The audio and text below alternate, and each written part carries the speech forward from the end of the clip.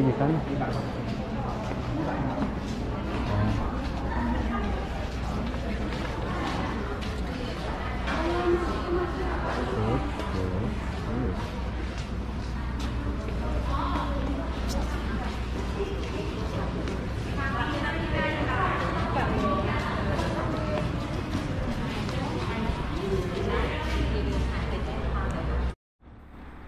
Oke, assalamualaikum semua sawadikrab.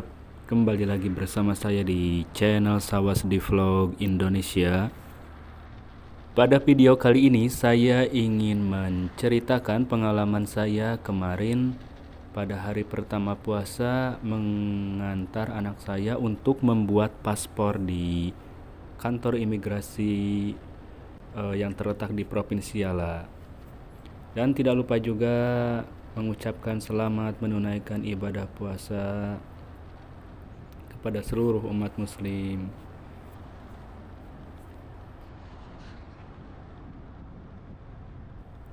Namun sayang sekali saya tidak bisa mendokumentasikan proses tahapan-tahapan ketika berada di dalam kantor imigrasi karena seperti yang tadi di awal video itu, sampai detik itu saya hanya bisa merekam. Kemudian dikasih tahu bahwa jangan merekam di dalam area kantor imigrasi ini. Seperti itu teman-teman. So, saya hanya bisa bercerita sambil teman-teman melihat video perjalanan saya menuju ke Provinsi Yala.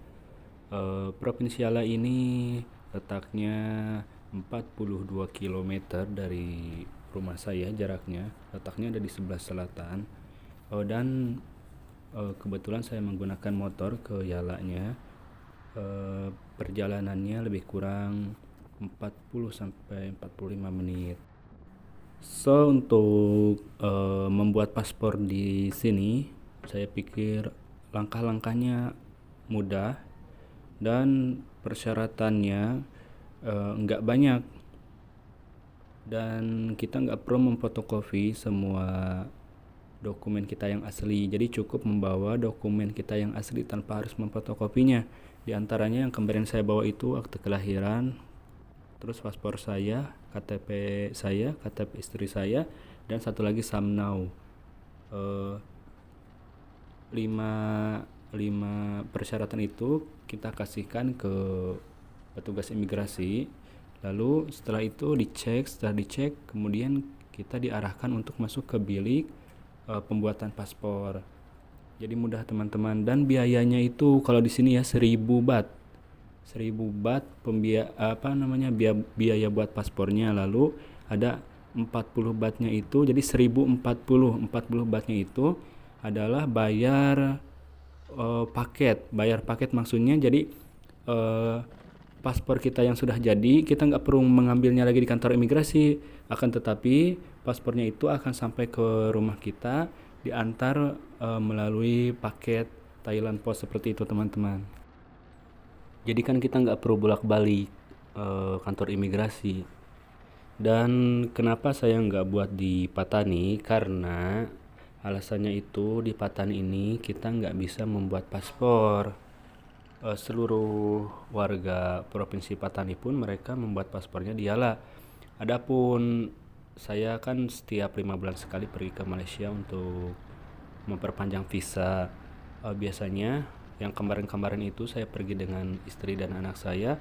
Anak saya itu menggunakan border pass. Border pass itu seperti paspor tapi hanya bisa dipakai untuk masuk negara Malaysia aja. Jadi mungkin seperti kerjasama antara pemerintah kerajaan Thailand dengan pemerintah Malaysia seperti itu teman-teman.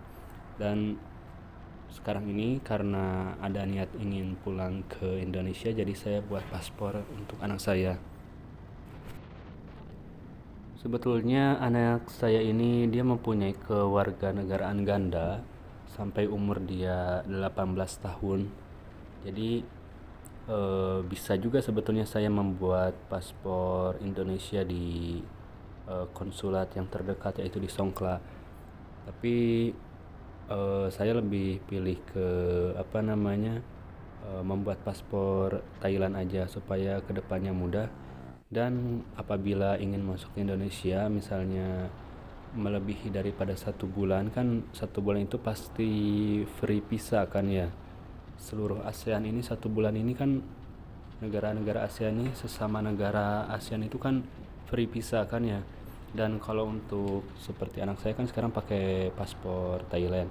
Kalau misalnya saya ingin anak saya lebih daripada 1 bulan, setahun, 2 tahun di Indonesia tinggal tanpa harus membayar visa, bisa teman-teman. Yaitu caranya kita membuat affidavit. Affidavit ini seperti kartu kartu kartu 2 negara. Jadi walaupun paspornya Thailand, tapi sampai umur 18 tahun, kalau kita punya affidavit, anak saya nggak perlu membayar visa, seperti itu teman-teman. Untuk pernikahan campuran seperti saya ini, memang kita harus mempunyai mental yang kuat teman-teman, karena ada banyak sekali persyaratan, dokumen-dokumen yang harus kita penuhi sampai kita akhirnya mempunyai surat nikah. Kalau di sini Chok Tabian Somrod, jadi surat nikah. Dan untuk membuat surat nikah itu susah juga teman-teman, banyak prosesnya, harus ke sini, ke sini, baru kita boleh mempunyai surat nikah. Tapi kalau kita sudah mempunyai surat nikah, semuanya mudah teman-teman. Untuk membuat visa kita mudah, ada proses apa-apa kita mudah. Jadi bagi teman-teman yang ingin menikah dengan orang Thailand, cari tahu dulu persyaratannya, lalu kemudian kita pahami. Jadi supaya jangan sampai kita ribet di kemudian hari. Seperti itu teman-teman.